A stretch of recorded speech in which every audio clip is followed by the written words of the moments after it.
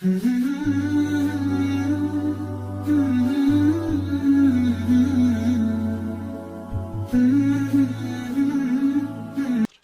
ar-Rahman ar-Rahim, Bismillah, alhamdulillah, wa salatu salam ala Sayyidina Muhammad wa barik alayhi wa ala alihi wa ashabihi ajma'in.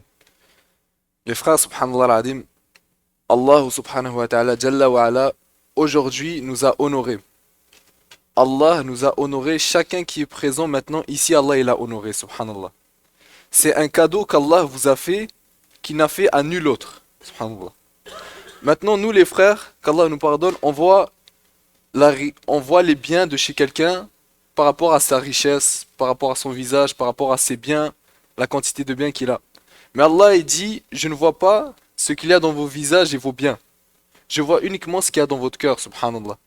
Et le fait que maintenant Allah il nous a réunis, alhamdulillah, à la mosquée, c'est un de ses plus grands cadeaux, les frères. Wallahi, c'est un de ses plus grands cadeaux. Si nous, les frères, on veut voir l'amour qu'Allah il a pour nous, on doit regarder comment sont nos bonnes actions. À quel point on ressemble au prophète Muhammad sallallahu alayhi wa sallam. Et c'est ainsi qu'on va voir, Inch'Allah, à quel point Allah il nous aime. Quel est l'amour d'Allah pour nous. Maintenant, nous, on voit quelqu'un qui est riche, on va dire, ah ouais, lui, Allah il aime. Quelqu'un qui est pauvre, ah ouais, lui, subhanallah. Alors que non, le prophète Muhammad sallallahu alayhi wa sallam, il disait, le pauvre, il va rentrer 500 ans au paradis avant les riches. Les pauvres vont rentrer 500 ans au paradis avant les riches, subhanallah. C'est qui est pauvre?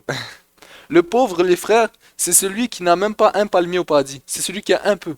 Le prophète Muhammad sallallahu alayhi wa sallam, il dit à chaque fois qu'on dit subhanallah ou alhamdulillah, Allah subhanahu wa ta'ala il construit un palmier pour nous au paradis. Le pauvre, c'est celui qui n'a pas encore de palmier au paradis. Voilà le pauvre. La richesse de l'ici-bas, les frères, c'est une richesse qui ne dure pas, qui part, subhanallah. Allah il nous montre l'exemple sur chaque chose. Maintenant, subhanallah, si quelqu'un, on lui offre une voiture, il va être heureux, tu vois. Il va être heureux, il va dire alhamdulillah, etc.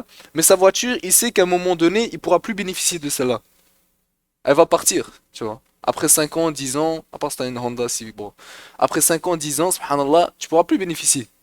Tu pourras plus bénéficier. Et c'est la même chose pour chaque chose. Nos yeux, subhanallah. Maintenant, on est jeunes, alhamdulillah. Tu vois, même il y a des jeunes, ils n'ont pas des yeux. Allah, il montre. C'est lui qui donne la vue, c'est Allah. Celui qui enlève la vue, c'est Allah. Nos yeux, à un moment donné, on ne pourra plus bénéficier. Ça part. Nos oreilles, on ne pourra plus entendre à un moment donné, subhanallah, ça va partir.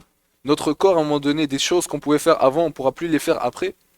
Et la mort s'approche de nous à chaque instant. La mort, subhanallah, elle s'approche de nous à chaque instant. Et pourtant, les frères, wallahi, c'est juste Allah qui sait c'est quand qu'on va mourir. Allah subhanahu wa ta'ala Jalla wa ala est le seul qui sait qu'on va mourir. Et Allah il dit votre vie et votre mort m'appartient. Subhanallah. Écoutez ça, votre vie et votre mort m'appartient. Allah il dit pas uniquement votre vie. Et personne ici ne sait quand il va mourir. Donc on a un contrat sur notre tête, subhanallah. Nous on sait pas quand on va mourir, mais sur quoi on donne notre temps? Sur quoi on donne notre temps, subhanallah? Alors que le temps, les frères, c'est un des trucs les plus précieux qu'on a. Le temps, c'est nous, au fait. Chacun ici est une bulle de temps. Peut-être moi, Allah alam, je suis un 50 ans. Peut-être un frère ici, c'est un 80 ans. Frère Yanni, c'est un 90 ans. Allah alam, on sait pas. Mais ce temps-là, à chaque fois que tu le donnes à quelque chose, c'est comme si tu arraches une partie de toi et tu la donnes. Tu t'es prêt, tu dis, j'arrache cette partie de moi et je la donne. Et ce temps-là, les frères, à chaque fois que tu le vis, que tu le donnes à quelque chose, il faut que tu sois prêt à l'investir pour l'éternité. Il faut que tu sois prêt à l'investir pour l'éternité. Imagine maintenant les frères, je vous donne 10 dollars. Et je vous dis, chaque fois que tu peux investir 1 dollar avec ces 10 dollars, mais au futur ça va te faire 1 million. Tu vois? Tu vas pas dépenser 5 dollars sur un sandwich. Tu vois, subhanallah, tu vas penser intelligemment, tu vas dire, ok, non, je vais faire ci. Mais, subhanallah, tout ça pour dire les frères, que après ça c'est l'éternité. Cette vie-là, elle est courte. Le prophète Mohammed sallallahu alayhi wa sallam, il dit quand vous allez mourir, vous aurez l'impression que cette vie a passé comme entre Dohar et Asr. Comme entre Dohar et Asr, subhanallah. Et tu vas mourir, tu vas voir Malik Maut, il va venir te chercher. Déjà, juste à ce moment-là, tu peux savoir si tu étais bien ou pas. Si Malik Maut va venir te chercher avec une belle apparence ou pas. Ils ont dit, le prophète Sulayman alayhi salam, à un moment donné, il était avec Malik Maut. Et il a dit, montre-moi ton apparence quand tu viens chercher l'âme d'un croyant. Quand tu viens chercher l'âme d'un pieux, subhanallah. Quand il a montré son apparence, le prophète Sulayman alayhi salam, il était tellement étonné, c'était tellement beau, subhanallah, l'apparence. Il lui a dit, même si le paradis n'existerait pas, le fait de te voir sous cette apparence suffirait comme récompense. Allahu Akbar. Juste tu vois Malik Mout. Ensuite, Suleiman alayhi salam, il a demandé à Malik Mout, il lui a dit, montre-moi ton apparence quand tu viens chercher l'âme d'un mécréant, d'un kafir, subhanallah. Il lui a dit, non, je refuse. Malik Mout d'abord, il a refusé, les frères, subhanallah. Et Suleiman, en insistant, il a dit, ok. Il a dit au prophète Suleiman alayhi salam, il a dit, retourne-toi. Quand il s'est retourné, il a dit, quand je vais te dire, tu pourras te retourner pour me voir, tu vois. Il a pris son apparence, et il a dit à Suleiman alayhi salam, c'est bon, tu peux te retourner.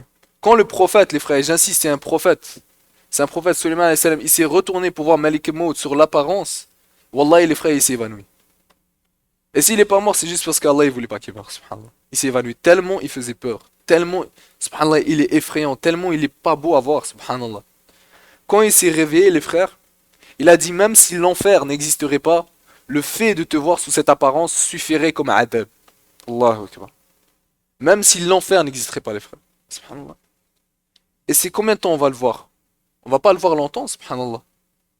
Donc ça veut dire à quel point cette vie-là, c'est vraiment pas du même niveau, au fait. Cette vie-là et ce qui vient après dans l'au-delà, c'est pas du même niveau, les frères, subhanallah.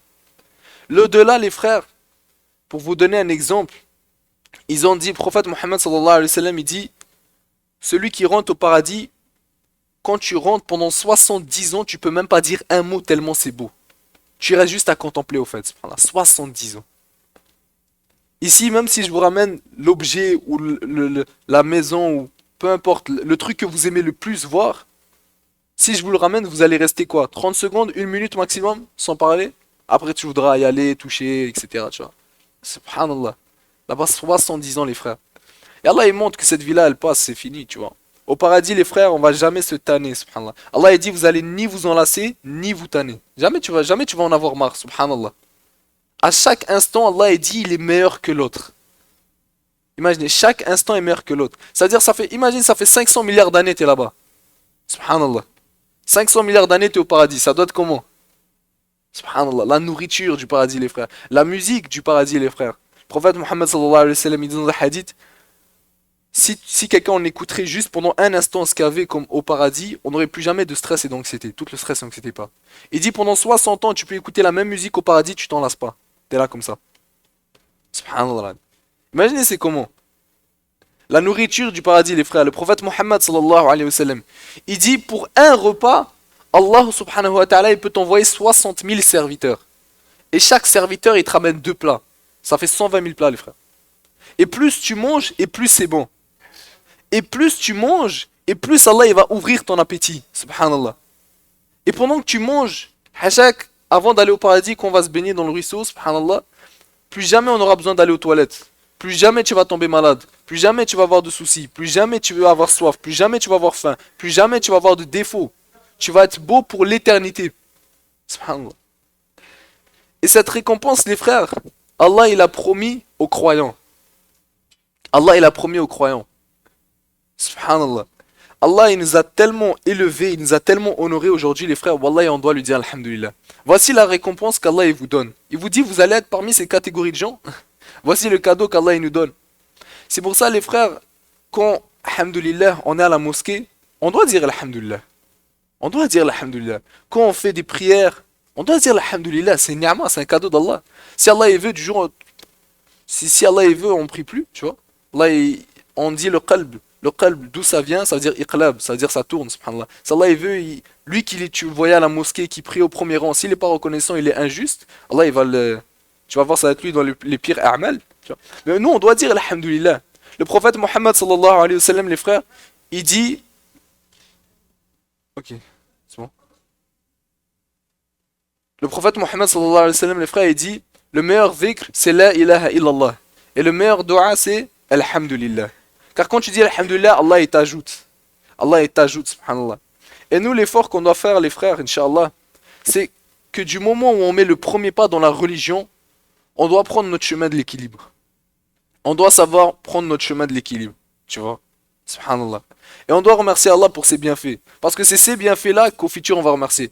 Le jour du jugement, les frères, Wallah, même si tu t'appelles Messi, que tu as 7 ballons d'or, que tu as gagné 18 Coupes du Monde, que peu importe qui, subhanallah, tu vois?